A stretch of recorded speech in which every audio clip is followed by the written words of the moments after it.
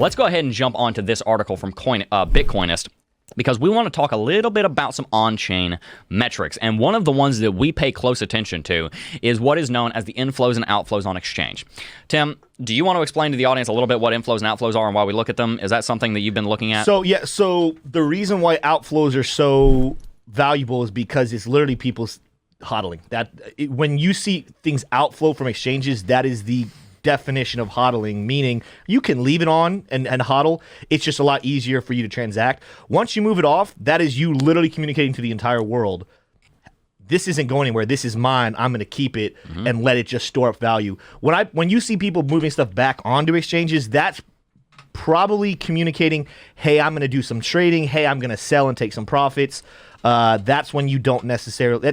That's not a bullish sign when you move things back onto exchange. Moving off though, massively bullish. Yeah, no, we moved a ton. Great explanation, Tim. That we moved a ton of our cryptocurrency off exchange just a couple of days ago and put it onto a Ledger hardware wallet because we're planning on hodling. We're planning on holding it for the long run. You don't take one step further away from being able to sell if you're planning on selling. It doesn't make any sense, right? Well, that's what we're seeing right now is a lot of people are taking that step away. Bitcoin reserve outflows spike up. As per a report by Arcane Research, Bitcoin reserve outflows have spiked up in the past week as a significant amount of the coin exit exchanges. The Bitcoin exchange outflow is an indicator that shows the amount of BTC moving from exchange wallets to personal ones. Then finally, there is the net flow indicator, which is, as the name suggests, is just the difference between the inflows and the outflows. A negative value suggests more outflows, which is what we're seeing, while a positive one suggests more inflows. Here's a chart of the net position change for all exchanges. Notice, earlier on this year, especially right around the time that April and May were rolling around, guess what happened in April and May? We were starting a big correction. Beginning of May, we jumped off a cliff. Right around that time, what did we see? We saw a massive spike in exchange inflows. A lot of people were moving their crypto. In fact, historic numbers of people were moving their cryptocurrency onto exchange to sell it and cash out. Well, now what's happening? The exact opposite. Everybody who had crypto on exchanges is now taking it off exchange and putting it into hardware wallets. In fact, right now we are seeing some of the most extreme outflows that we have seen since October of last year and April of the last year as well. Guess what happened during October through December of last year? A lot of people were hodling because we were racing up above $10,000. We broke our local highs at 12, rallied all the way to $42,000. So everybody was hodling during this time. They were riding the rocket ship. There's no reason to jump off when you're not even to the space station yet. But what we also saw was we saw a ton of exchange outflows right here when people were also very excited because the market was rebounding. We saw exchange inflows right here when we were dumping. So what does it mean if we see a ton of exchange outflows, and the only time we've ever seen exchange outflows higher than this are the two most bullish times in the last 18 months? What does this mean for Bitcoin? Well, I think it's pretty clear. I think it means we're going to rally. I think it means we're actually going to moonshot from here. And I'm interested to hear what everybody in this room and also your predictions are in the chat.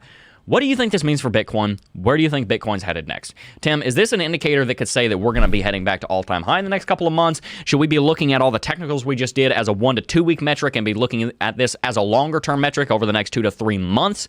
How should we look at this, and what time frame should we take it into account on? Okay, so I'm going to be completely honest. I was responding to chat. Okay. Which indicator are we talking about? Inflows and outflows. Outflows outflows are the highest that we've seen in the last year. Okay.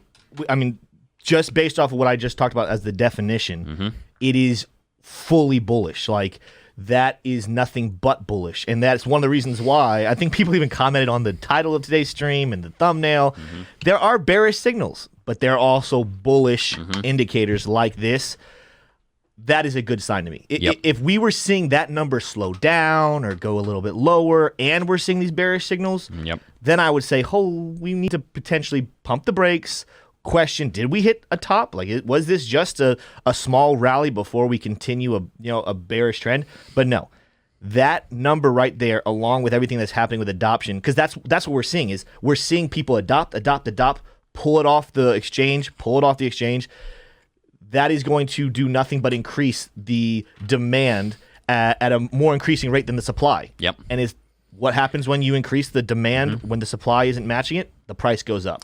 Everybody looks to the stock to flow ratio and how much Bitcoin is being mined to take into account the economics of Bitcoin and a stock to flow ratio. Here's the thing, though. The stock to flow ratio is actually much more variable than the existing supply. Let's take a look at CoinMarketCap here for a second. Before you go to it, let me actually get it up. Now you can go to it. My bad. Didn't have it up. You're good.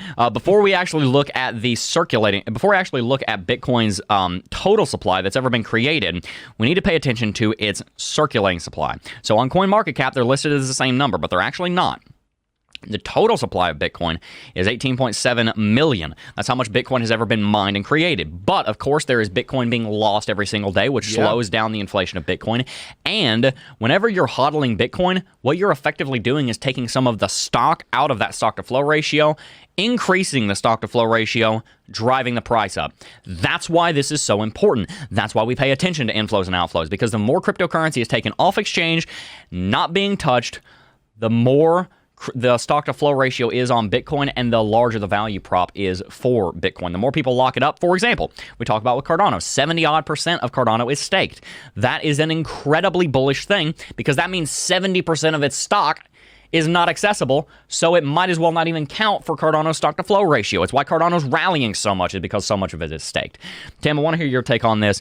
Do we know? I don't know the number off the top of my head. I'm going to find it while you're talking, but how big of an impact do you think hodling has on that stock-to-flow ratio? And should we look at the stock-to-flow ratio as something that's a lot more variable and not just consistent year over year? Well, it's just like, think about anything else. I think it may be an easy thing to even think through is Legos. If you played Legos when you were a kid, and there's a certain type of piece that was pretty rare and in your collection, and your friends want to play with it, the more you grab those away and the less of them there are, the more that friend is going to be like, man, I will trade you whatever it takes to get those pieces.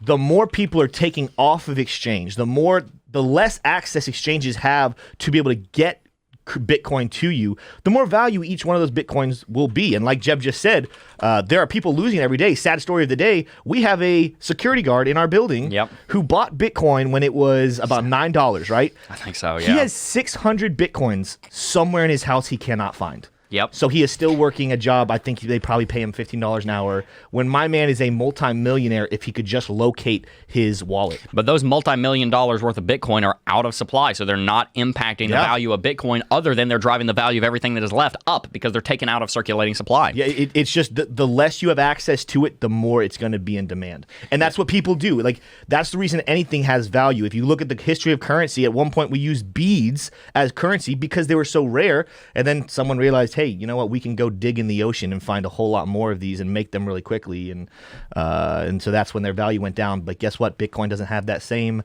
play. Bitcoin has a finite number, and it's going to run out. Like, at some point, when people pull and pull and pull and pull and pull, there's no new Bitcoin left to grab. So you got to do whatever you can do, and that is spend more money to get a hold of it as much as you can. That is why Bitcoin has its value. We talk about how Cardano right now still has a lot of its value from speculation, that it is going to be a valid and valued product. However, there is also value in Cardano because of its limited supply. Ethereum doesn't have a limited supply. A lot of people falsely claim that EIP 1559 was turning Ethereum into a deflationary currency. It was not turning it deflationary. It was lowering the inflation. There's a very big difference there.